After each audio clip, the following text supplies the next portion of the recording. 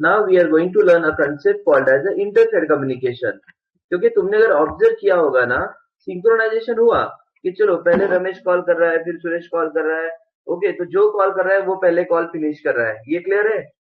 जो कोई पहले कॉल करेगा, डायल करेगा, वही कॉल को पहले फिनिश करेगा। यस और नो?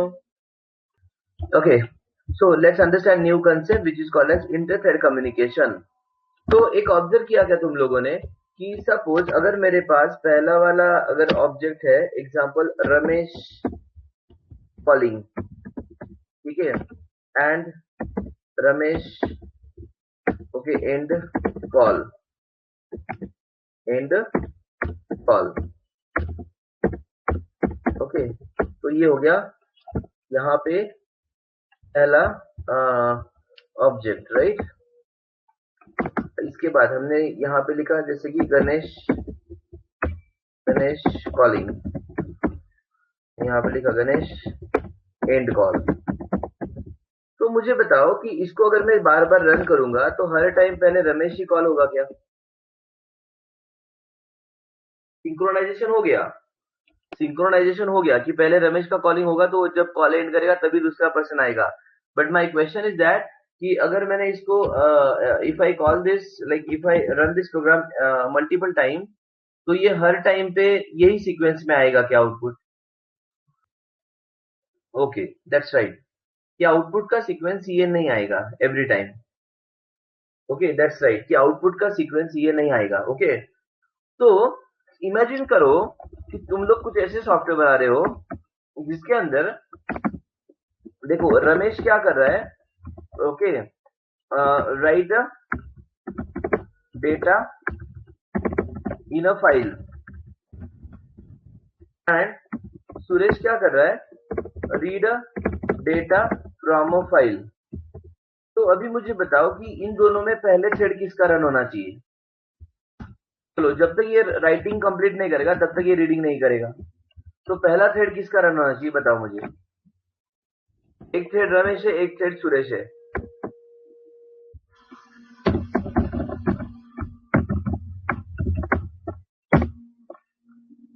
हाँ, तो अगर मैंने फिलहाल सिंक्रोनाइजेशन अगर किया, अगर मैंने इसको सिंक्रोनाइजेशन किया, तो इसका गारंटी है क्या कि हर बार रमेश ही प्रिंट होगा? सिंक्रोनाइज तो हो गया, बट गारंटी ये है क्या कि रमेश ही प्रिंट होगा हर बार? Tell me. Okay, tell me. यहाँ पे okay, every time if I run the program can I get the Ramesh? अगर रमेश अगर हर बार नहीं मिलेगा तो फिर क्या यूज होगा ना एप्लीकेशन का? तो डेटा तुम रीड कर रहे हो जो कि फाइल के अंदर है ही नहीं, तो you will get incorrect data. Am I right? अगर सुरेश पहले रन हो गया तो तुम्हें जो आउटपुट मिलेगा तो आउटपुट सही नहीं आएगा। यस और नो? अगर पहले सुरेश रन हो गया, सिंक्रोनाइजेशन है, no doubt, you have a synchronization, no doubt about this, but output which you are getting right now, जो आउटपुट तुम्हें मिल रहा है वो करेक्ट नहीं है ना। तो अकेले सिंक्रोनाइजेशन करके फायदा है क्या? अकेले सिंक्रोनाइजेशन को इंप्लीमेंट करके हमें फायदा है क्या? यस और नो? टेल मी। अगर सिर्फ मैंने सिंक्रोनाइजेशन ही इंप्लीमेंट किया, ओके, करेक्ट। तो the problem is that not in this case. Very good Chinmayi, correct. So not in this case, that's right. Okay, तो होता क्या है कि सिंक्रोनाइजेशन से एक थ्रेड ने एक्सेस किया तो जब तक वो थ्रेड कंप्लीट नहीं करेगा तब तक दूसरा थ्रेड तो नहीं आएगा। But we don't want this, we want कि पहले रमेश ही होना चाहिए, वो कंप्लीट होगा तो सुरेश होगा। ओके, तो इसके लिए क्या करना पड़ेगा?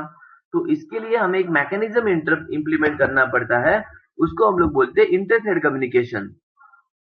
इसको हम लोग बोलेंगे इंटर थ्रेड कम्युनिकेशन। तुम्हें आगे जाके ऑपरेटिंग सिस्टम नाम का एक सब्जेक्ट आएगा, आगे तुम्हें ऑपरेटिंग सिस्टम नाम का एक सब्जेक्ट आएगा, उसके अंदर होता है टॉपिक कॉन्करेंसीज। ओके, उसके अंदर टॉपिक होता है कॉन्करेंसी, ठीक है। तो उसी को बोलते हैं इंटर थ्रेड कम्युनिकेशन।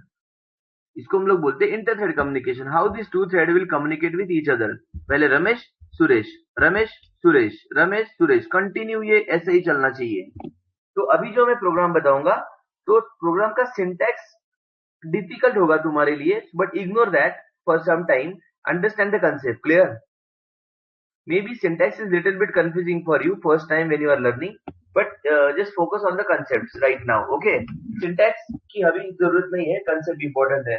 फिर भी मैं program send करूंगा तुम्हें, don't worry. Okay, so let's understand the program of the inter-thread communication. Okay, so क्या करेंगे हम लोग, इसको देखते हैं.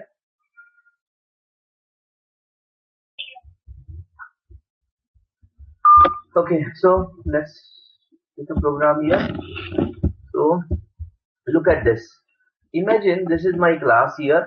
Okay, जिसका नाम है data read and write file, जिसको तुम लोग बोल सकते हो तुम्हारा मोबाइल क्लास. उस दिन तुमने जो क्लास किया था जिसका नाम था मोबाइल, ऐसे इमेजिन करो, ठीक है.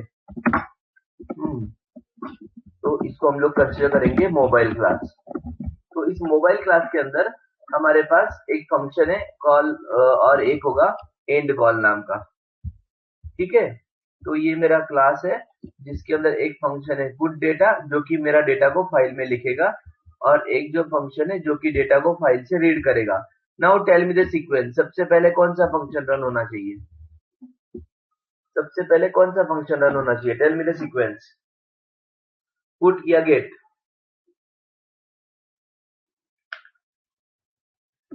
यस और no? Tell me. Put data and correct है. पहले रन होना चाहिए पुट डेटा, उसके बाद रन होगा गेट डेटा. ओके, सबसे पहले रन होगा पुट डेटा. ठीक से सुनो मैं क्या बोल रहा हूँ. पहले रन होगा पुट डेटा, फिर रन होगा गेट डेटा. ओके, तो अभी हम लोग क्या करेंगे, दो थ्रेड क्रिएट करेंगे सबसे पहले. तो वी हैव अ थ्रेड, इसको बोलते हैं producer. We have a thread, इसको हम लोग बोलेंगे प्रोड्यूसर. प्रोड्यूसर ने एक्सटेंड किया है थ्रेड क्लास को. इसका मतलब इसका जब ऑब्जेक्ट होगा वो थ्रेड ऑब्जेक्ट होगा. और एक थ्रेड मैंने बनाया है, इसका नाम है कंज्यूमर. एक थ्रेड है मेरा प्रोड्यूसर, एक थ्रेड है मेरा consumer. This is clear? Okay, एक थ्रेड होगा मेरा प्रोड्यूसर, दूसरा थ्रेड होगा मेरा कंज्यूमर. क्लियर? ठीक है. तो अभी प्रोड्यूसर जो थ्रेड है, प्रोड्यूसर जो थ्रेड है जिसका काम क्या है कि ओके, जिसका काम है डेटा को फाइल में लिखे, और कंज्यूमर का काम क्या है डेटा को फाइल से रीड करे. तो ये दोनों मेरे कौन है? थ्रेड्स है. अभी इनको जो मेथड चाहिए वो मेथड है तुम्हारे इस क्लास के पास, डेटा रीड राइट के पास, पुट डेटा और गेट डेटा. तो इन दोनों को हमने पैरा, सिंटैक्स का ही तुम्हें कंफ्यूजन होगा सिर्फ. सुनो, तो इनके पास ऑब्जेक्ट है get read write data, read data read write class का. यहाँ पे भी ऑब्जेक्ट है डेटा रीड राइट क्लास का. Remember this. Go to main class. तो मेन ने सबसे पहले मोबाइल क्लास का ऑब्जेक्ट क्रिएट कर लिया. मोबाइल मतलब तुम्हारा डेटा रीड राइट. मोबाइल मतलब तुम्हारा डेटा रीड राइट. मैं मोबाइल का एग्जांपल क्यों बोल रहा हूँ? Reference with the previous example. Okay, in the reference with the last example. तो यहाँ पे producer P1 equal to new producer, ये आएगा D. यहाँ पे consumer C1 is equal to new consumer, यहाँ पे आएगा D. इन शॉर्ट, प्रोड्यूसर और कंज्यूमर ने क्या किया, यहाँ पे भी D आ गया. दूसरा यहाँ पे मतलब इस क्लास का ऑब्जेक्ट मिल गया इसको. नीचे यहाँ पे स्क्रॉल करो, और ये वाला जो क्लास है यहाँ पे भी D पास कर देंगे, यहाँ पे भी D आ गया. क्लियर? ओके, तो यहाँ पे दोनों जगह पे क्या आ गया? डी. डी मतलब कौन सी क्लास का object? Data read write class का ऑब्जेक्ट. आफ्टर दिस, जब हम लोगों ने स्टार्ट को कॉल किया, स्टार्ट एंड स्टार्ट, जब हमने स्टार्ट को कॉल किया, यहाँ पे स्टार्ट को कॉल करने के बाद प्रोड्यूसर भी रनेबल हो गया, कंज्यूमर भी रनेबल हो गया. अभी सुनो ठीक से. Producer runnable, consumer runnable. Thank you, print हो गया. Let's go to the producer. Let's go to producer. Producer का रन कॉल हो गया. ये सिंक्रोनाइज ब्लॉक का कंसेप्ट है, उस दिन मैंने सिखाया था. ओके, उस दिन मैंने बताया था सिंक्रोनाइज ब्लॉक. तो इनफाइनाइट ट्रू है ये. Look at this is infinite true. Infinite true. तो सबसे पहले हमने पुट डेटा को कॉल किया और 1 ये वैल्यू भेज दिया इधर. Value 1 is there right now. Look at the value. Okay, यहाँ पे हमने पुट डेटा को कॉल,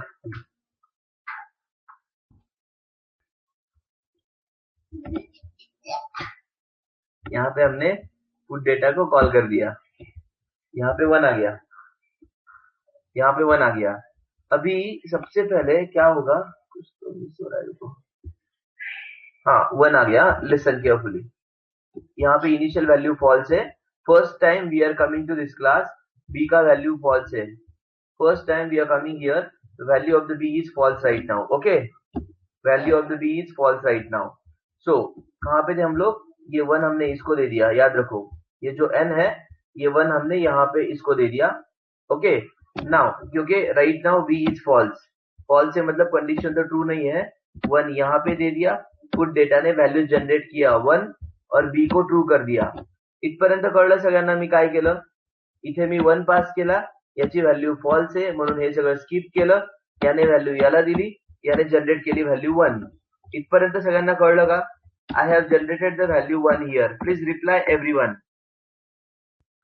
हाँ, तो वैल्यू 1 तो जनरेट हो गया, यहाँ पे वैल्यू 1 जनरेट हो गया, राइट। उसके बाद बी को मैंने ट्रू कर दिया। तो अभी देखो, तुम अगर यहाँ पे आओगे प्रोड्यूसर के पास, ये तो इनफाइनाइट लूप में था, इनफाइनाइट लूप में था ये। फिर से इसने 2 जनरेट करवा दिया, सपोज क्या जनरेट करवा दिया, 2। वापस जाओ उसके पास। ओके, इसका याद रखो वैल्यू ट्रू है, याद रखो ये ट्रू है। तो यहाँ पे आ गए, वैल्यू इसका क्या था मैंने बोला अभी। ओके, वैल्यू यहाँ पे 2 आ गया और इसका वैल्यू ट्रू था। अभी ट्रू था मतलब मैंने कॉल किया, वेट कॉल किया। क्या कॉल किया मैंने यहाँ पे, वेट कॉल किया। वेट का मतलब क्या होता है कि वेट मतलब stop the current thread to wait until the another thread invoke. जैसे अगर एग्जांपल लो कि एग्जाम्पल, अगर मैं तुम्हें कुछ डेफिनेशन बोल रहा हूँ या मैं कुछ टॉपिक सिखा रहा हूँ या मैं कुछ लिख के दे रहा हूँ, तो सपोज मेरा स्पीड थोड़ा ज्यादा हो गया, तो तुम बोलोगे सर वेट, कि तुम्हें लिखना अभी बाकी है या तुम्हारा असाइनमेंट अभी बाकी है। तो जब तुम्हारा असाइनमेंट हो जाएगा, जब भी तुम्हारा लिखना कंप्लीट हो जाएगा, तुम बोलोगे now you will call me, yes sir continue. समझ में आ रहा है ये, यस और नो? अगर मैंने तुम्हें एक प्रोग्राम करने के लिए 10 मिनट दिए और 10 मिनट के लिए मैं उसके पहले अगर मैंने स्टार्ट किया प्रोग्राम को, तो तुम बोलोगे वेट। ओके, जब तुम्हारा काम हो जाएगा तुम बोलोगे continue. M I right, yes और नो? तो वैसे ही यहाँ पे भी होगा कि इसके ऊपर हमने वेट कॉल कर दिया, इसको बोला वेट, रुको, इसको बोला just wait for some time, because तुमने जो पहला वैल्यू जनरेट किया था उसको अभी कंज्यूमर ने कंज्यूम नहीं किया, तो इसके ऊपर वेट लगा दिया हम लोगों ने। Let's go to the consumer now. Consumer भी इनफाइनाइट लूप में है, तो अभी हम लोग कंज्यूमर के पास आ गए। कंज्यूमर का वैल्यू फिलहाल इधर ट्रू था, ऊपर ट्रू है लास्ट वैल्यू, याद रखो। ट्रू और फॉल्स मैच नहीं होगा, यहाँ पे कंज्यूमर ने 1 को कंज्यूम कर दिया और उसके बाद बी को फॉल्स कर दिया और कंज्यूमर ने बोला नोटिफाई ऑल। अब ये नोटिफाई ऑल क्या करता है, ये नोटिफाई ऑल यहाँ पे आता है, देखो इसके अंदर इक्लिप्स के अंदर, wakeups all the threads that are waiting on the object monitor. तो जब जो रनिंग होता है ना उसको बोलते हैं ऑब्जेक्ट मॉनिटर, जो रनिंग होता है उसको बोलते हैं ऑब्जेक्ट मॉनिटर। एग्जाम्पल लो कि अभी मेरे पास यहाँ पे 10 स्टूडेंट है एग्जाम्पल, तो इनमें से अभी एग्जाम्पल हमने लिया कि केदार ने कुछ क्वेश्चन पूछा मुझे। ओके, तो मॉनिटर मतलब कौन रहेगा, केदार रहेगा। केदार का क्वेश्चन कंप्लीट हुआ नहीं, उसके बाद श्रुति ने क्वेश्चन पूछा, तो मॉनिटर इज श्रुति। उसके बाद सुमेधा ने कुछ पूछा, तो मॉनिटर इज सुमेधा। तो जो करंट रनिंग होता है उसको बोलते हैं मॉनिटर, जो करंट रनिंग होगा वो होगा मॉनिटर। ठीक है, तो यहाँ पे अगर मैंने तीनों को बोला रुको वेट, मैंने इन तीनों को बोला वेट, तो नोटिफाई ऑल क्या करेगा, जब मेरा काम हो जाएगा, so I am calling notify all, so I am asking this three people to you start now, but इनमें से जो क्यू में रहेगा वही पहले स्टार्ट होगा, not all at a time. तो नोटिफाई का मतलब क्या है, जिसके ऊपर तुमने वेट कॉल किया था, वेट हमने किसके ऊपर कॉल किया था, block the current running thread, कौन था, प्रोड्यूसर का थ्रेड, वो भी रिलीज होगा। उसके पास वैल्यू 2 आया था, उसने 2 को प्रिंट करवा दिया। फिर से अगर उसके बाद फिर से वो अगर कंटिन्यू कर रहा है तो इसको ब्लॉक करेंगे और कंटिन्यू कौन होगा, गेट डेटा हो जाएगा। गेट डेटा अपना वैल्यू कंज्यूम करेगा 2 और ये फिर से नोटिफाई करेगा, तो ये 3 को प्रोड्यूस करेगा। तो ये इंटरनली बराबर चलेगा, अभी ये 3 करेगा और ये 3 को कंज्यूम करेगा। कुछ भी हो जाए अभी तुम्हारे आउटपुट का सीक्वेंस चेंज नहीं होगा। This is what the correct output of the threading. अभी कुछ भी हो जाए तुम्हारा आउटपुट ये आएगा, producer consumer, producer consumer, producer consumer. Normally यही सीक्वेंस होता है ना, एक डेटा प्रोड्यूस करेगा, एक कंज्यूम करेगा, प्रोड्यूस करेगा, कंज्यूम करेगा। ये सीक्वेंस कभी भी ये ब्रेक होगा नहीं, remember this. Check the output, but ये आउटपुट बहुत फास्ट होता है, इसको इमीडिएटली स्टॉप करना पड़ेगा तभी समझ में आएगा। ये देखो इसका आउटपुट का सीक्वेंस, ये देखो। हाँ, मैंने 100 पे स्टॉप कर दिया था इसको, 100 पे मैंने इसको स्टॉप कर दिया था। ओके, तो कहाँ पे थे हम लोग? हाँ, तो ये जो मैंने 100 पे स्टॉप कर दिया था, बट अगर इस आउटपुट को देखोगे ना तुम, तो देखो, put consume, put data, consume data, put data 3 3 4 4 5 5 6 6, ये आउटपुट अभी कभी भी चेंज नहीं होगा। नहीं, तो स्लीप अगर डाल दिया तो this is not a inter thread communication, ये इंटरनली काम करता है। स्लीप मतलब you are like different area, wait is a different area, there are areas in a computer memory. Samiksha, in a computer memory there are different areas. Sleep का time limit हमें मालूम नहीं है, और स्लीप कब यूज करते हैं? जब तुम्हें पर्टिकुलर टाइम के लिए ही यूज करना है। तो वेट मतलब, वेट को कॉल कौन करता है? जैसे ही काम हो जाए वो इंटरनली काम करेगा, वेट और notify, wait notify, wait notify, तो ऑटोमेटिकली ये वर्क होगा। क्लियर? तो इसको ही बोलते हैं inter thread communication. This is called as a inter thread communication. This concept is called as inter-thread communication. Understood everybody? सगळ्यांना कन्सेप्ट कळली का? मे बी आतापर्यंत तुम्हाला असं वाटत असेल की अरे आउटपुट तर व्यवस्थित येत नाहीये, मग काय उपयोग आहे? But now you can check this, की the output is correct now. देखो, topics are very vast in Java, so that's why I'm telling you, please every topic learn carefully, practice। इसलिए मैं तुम लोगों को टाइम दे रहा हूँ। Java is a very huge technology, ठीक है, और टॉपिक भी वैसे ही है, जावा के टॉपिक वैसे ही होते हैं, ठीक है। So do you feel now the topics are little bit advance as compare to the core concepts? So that's why you need to be more like a practice, you need to do the more practice for these topics, otherwise I will tell you, you can't remember this, ठीक है, otherwise you can't remember this topic। पहिला producer आणि त्याचा consumer जोपर्यंत output display करत नाही तोपर्यंत producer wait करणार। हे बरोबर आहे की प्रोड्युसरचं कंझ्युमर जोपर्यंत आउटपुट, हा, मग आता इथे कसं आहे, मग जसं त्याने आउटपुट डिस्प्ले केलं कंझ्युमरने, तो नोटिफायला कॉल करणार।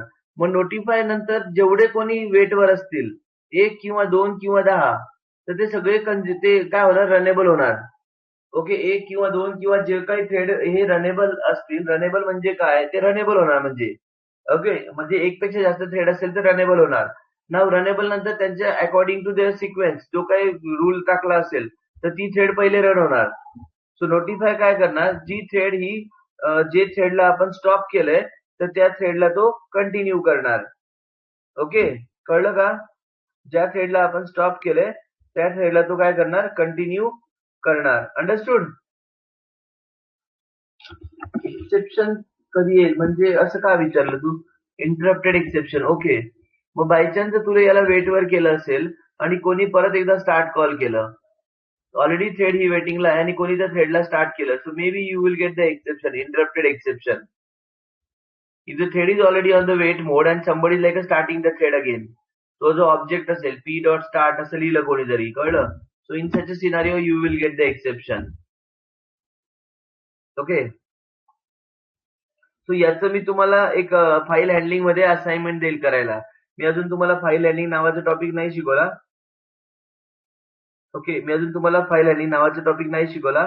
So when you will learn the file handling topic, so then there is one assignment, so there are two threads, one thread will write the data and another thread will read the data, one thread is used to write the data and another thread is used to read the data। Okay, so I will send that, don't worry। Okay, तर बाकीच्यांना concept तर कळली ना, तर ह्या कन्सेप्टला म्हणायचं inter thread communication. So this concept is called as the inter-thread communication। how two threads are communicating with each other. Now just ignore about the syntax. हे code मी तुम्हाला पाठवतो, तुम्ही तुमच्या flexibility नुसार you type this, but just remember the concept right now. This concept is called as inter-thread communication. Okay, so हे तुम्हाला पुढच्या आता सेमिस्टर मध्ये वगैरे तुम्हाला एक सब्जेक्ट असेल ऑपरेटिंग सिस्टीम नावाचा. सो त्या सब्जेक्ट मध्ये तुम्हाला समजेल ऍक्च्युअली की कर्नल लेवलला वगैरे थ्रेडिंग कसं काम करतं. That is a part of the operating system. That is a part of the operating system. तर त्या सब्जेक्ट मध्ये तुम्हाला समजेल की how to use the thread in a real time. Okay, real time म्हणजे ओएस मध्ये कसं काम करणार ते. रिअल टाइम म्हणजे because we cannot see the OS right now. Okay, आपण ओएस नाही बघू शकत सध्या, कळलं का. तर ओएस मध्ये एक पार्ट असतो कर्नल, त्याच्यामध्ये एक पार्ट असतो thread scheduler. There is one part is called as a thread scheduler, and that thread scheduler will manage this thread. So ते जे थ्रेड शेड्युलर असतं ते काय करतं, मॅनेज करतं या थ्रेडला. ठीक आहे. सो इथे आपल्याकडे ना अजून एक कन्सेप्ट होता, एक second.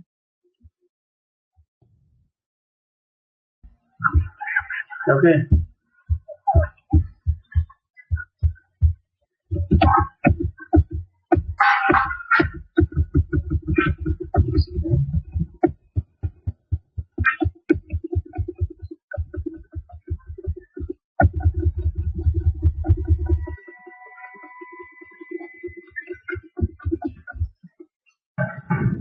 so as I told you, thread priority. Can you tell me what is the thread priority I told you?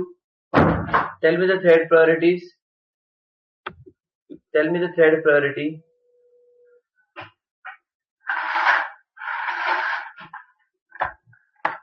Yes, what is the thread priority? Can you tell me? Thread priority काय सांगितलं तुम्ही?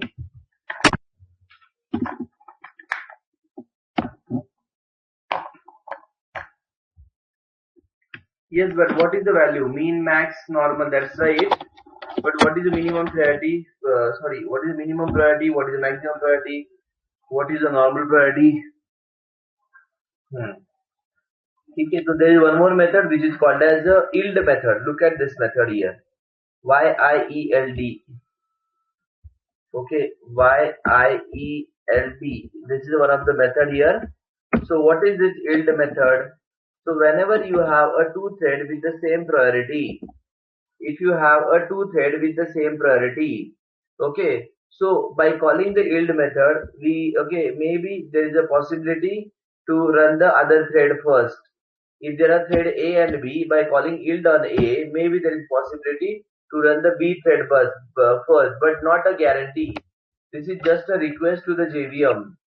This is just a request to the JVM. So higher priority thread should run. Okay, sorry, not higher. You can say that same priority thread if A and B is there and A is runnable, by calling yield. So maybe we can run the thread B first, but not a guarantee. This is just one of the method. That is what I'm telling you. Maybe that's why there are some methods. Some methods are there which is not 100% sure. Okay, so but which methods are confirmed then? So there are two type of methods, Chinmay. Like you can say joined is a confirm. Then we can stop the thread. Sleep is a confirm. This is a guarantee to stop the thread. Okay, but which is not a guarantee? Okay, YIELD, yield method is not guarantee. Then you have a priority. Priority is also not a guarantee. Clear? But these two methods are guarantee. So it is as per the situation you need to use the method. Chinmay, अगर कोई चीज अगर 100% इस तरीके से होना चाहिए, go for this one. Stop होना ही चाहिए तो it is not mandatory. Anything will do. Go for this one. Clear? This is just a request or some kind of implementation. ठीक है, कि जहाँ पे अगर पॉसिबल हुआ तो इसको रन करो, नहीं तो ठीक है ऐसे. ओके, पॉसिबल हुआ तो ठीक है, अदरवाइज ओके इट्स ओके. ऐसे डिपेंड्स ऑन द सिचुएशन. तो कुछ मेथड गारंटी होते हैं, कुछ मेथड गारंटी नहीं होते. और रिमेंबर, वेट, नोटिफाई ऑल, ये थ्रेड के मेथड नहीं है. नॉर्मली इंटरव्यू में आता है क्वेश्चन, बट बहुत सारे स्टूडेंट्स बोलते हैं कि this is the part of the which class, thread class. But no, wait, notify all is a part of the object class. Object class के इसके पहले भी मैंने कुछ मेथड बताए थे. Do you remember that?